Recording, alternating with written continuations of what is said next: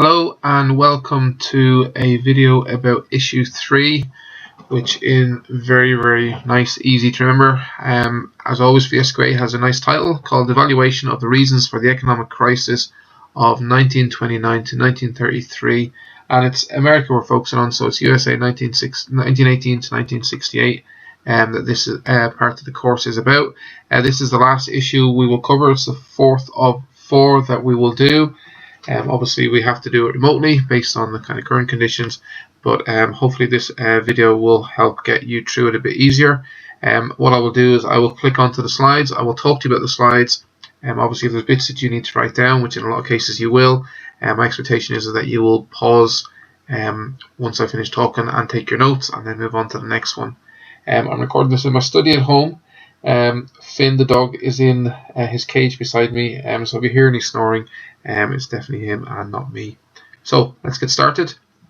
So this is the background section. So this is the first part of it. I'm going to do videos for all 5 factors plus background separately, so that you don't have to listen to my voice droning on for significant lengths of time, unless you watch them all together, which obviously would be quite hard for someone to do in one go, I think. So this is really to do with some background as the whole concept of boom and bust. A lot of the early part in this is really to do with the financial situation in America at the time, and how things are being set up regarding how the country's been run from a financial perspective, and what the attitude of the government was to it, and why when you look back at it now, it was very clear that it was coming to fall at some point, and when obviously it did fall, it fell quite hard. So for this bit is just the idea that the whole boom and bust thing is really a cycle. So the idea of boom is when things are going very well, productivity increases, sales increase, wages increase, and rising demand. There's lots of goods for people to buy, lots of money for people to spend, and then people kind of really have a flow of things going.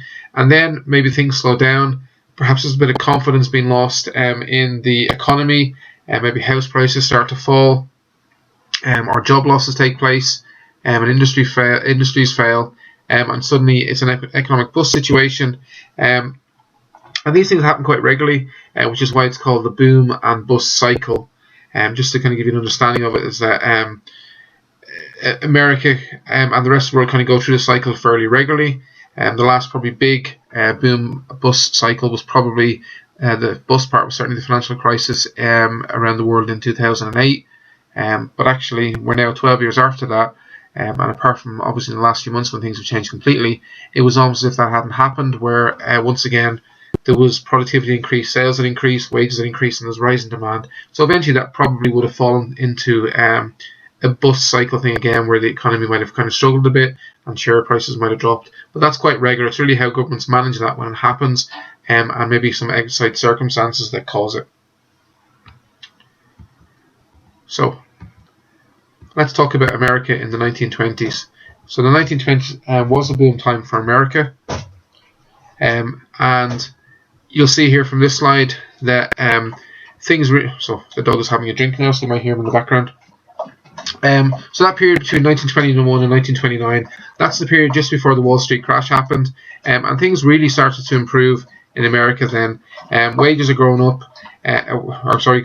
There's lots of new technology being invented. A lot of technology we kind of take for granted, like vacuum cleaners, for example, are being invented, and lots of Americans are trying to get their hands on those goods, and it's kind of almost like showing how prosperous you are by the fact that you have those things in your house.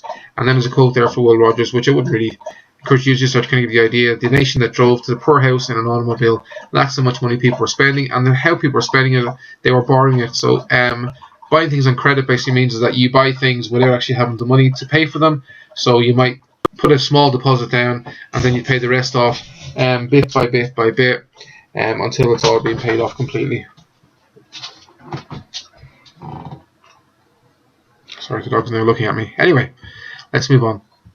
So this is quite a detailed slide, and what I'm looking to do on this one, or my suggested thing, is to take down the 4 that are in bold, and one more of your choosing, because personalization, choice, and all that. So these are just really some stats, as I'm sure you know. I'm very fond of stats, and these will be quite good to maybe throw into parts of your introduction, or maybe even later on in your essay when you're maybe talking about a bit of analysis, how things have kind of worked out. So I'm going to work basically across from the very top in the 4 lines and end up, so start with the between one and then finish with the one about the movies. So first of all, we can see that unemployment never goes above 3.7%, and inflation was never goes higher than 1%. So inflation is basically how much things go up in price. So if inflation was, say, 10%, everything that you bought was £1 would move up by 10 pence or 10% year on year, or whatever that was. Obviously £1.10 would then means it's 11 pence the next year and stuff like that. But obviously in this case they're only moving up by small amounts of money, starting off with a penny and then kind of working its way up. You can see the number of hours working by employees have dropped. The wages have increased as well. But probably one of the key things in this is the production of industrial goods rising by 50% between 1922 and 1929. So with all these goods being produced, somebody has to buy them. And that is kind of one of the kind of crux of the problems here, is that once you've bought a washing machine or a vacuum cleaner, or in modern day a games console, or a smart TV, how many of these things do you actually need? Obviously, when they break, you would probably replace them, but you don't tend to have 15 or 16 smart TVs in your house. You might maybe have 1, perhaps 2 or 3 even, but that's probably the maximum number you would have. So therefore, with all these goods being produced, it does get to the point where everybody who wants one has one. They might even have a second one, but the goods are still being produced, but there's not really a market to buy them, which is one of those kind of things that, although we're talking about the benefits of the boom here, it kind of did lead to the bust. So we can see here electricity kind of increases as well, to 63% of houses having it by 1927. Talked about the goods becoming more affordable. There's a stat there about radios, working conditions. The motor cars is quite a big one, because obviously that then leads to the building of roads, which in turn generates lots of other kind of jobs linked to that. And probably a key one as well, the life expectancy.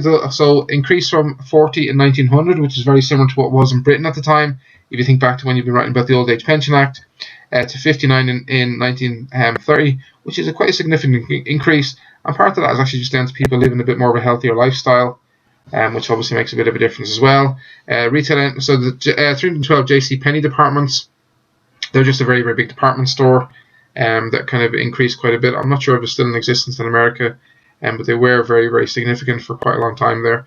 And then finally the cinema. So cinema was one of the kind of key things of entertainment. So by 1929, television has been invented, but it's still very much in its infancy. And it's not really until the 1950s that there's a TV boom in America, when TVs become much more affordable and there's more money invested in the kind of the program side of things. But in 1929, cinema was probably the key thing that people would do as a social event at the weekend. So here's how things started to go wrong. So the economic collapse starts in 1929 and runs to 1933.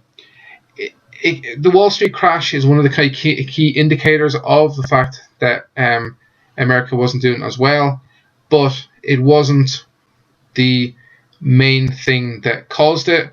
And even the after effects of the Wall Street crash were kind of felt for several years afterwards. So you see there that the trade fell from $10 billion to 1929 to just $3 billion in 1932. The industrial input we've seen significantly increase over those few years. It's now dropped to the 1929 level. Unemployment's gone up. So again, we can see some significant figures there, going from 1.5 million up to 12 million, a quarter of the workforce by 1932. And you'll see in the corner the two gentlemen standing with banners around their necks with kind of advertising themselves for jobs. That was quite a common thing. They were not two just one-off gentlemen. Lots of people did that sort of thing at the time.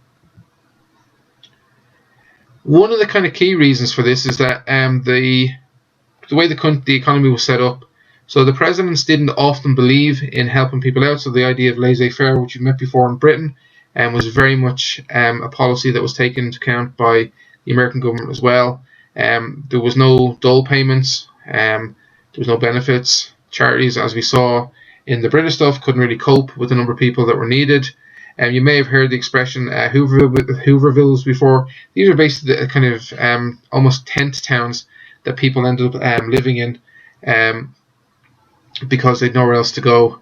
And we'll see the wages falling by quite a bit. And then farmers, America is at the time was a huge agricultural country, as well as an industrial one.